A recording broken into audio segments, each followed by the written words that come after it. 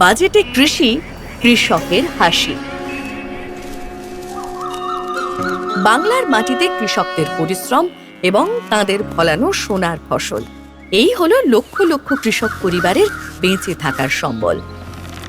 কিন্তু চাষবাসে তো আর অনিশ্চয়তার শেষ নেই, কখন যে কি হয় বলা মুশকিল। মাননীয় মুখ্যমন্ত্রী মমতা বন্দ্যোপাধ্যায় ঘোষণা করতে চলেছেন 30,000 কোটি টাকার কৃষি বাজেট। আর তাই তো কৃষক পরিবারগুলিকে নিরবিচ্ছিন্ন সহায়তা, ভূমিহীন কৃষকদের আর্থিক সাহায্য এবং কৃষিক্ষেত্রের সামগ্রিক উন্নয়নের জন্য 30,000 কোটি টাকার কৃষি বাজেটের ঘোষণা হতে চলেছে। চাষি পরিবারের হাত শক্ত করতে, ক্ষেত মজুরদের পাশে দাঁড়াতে আর গোটা কৃষি ব্যবস্থাকে আরও উন্নত করতেই এই উদ্যোগ। অন্নদাতাদের বাংলা, শস্য শ্যামলা বাংলা।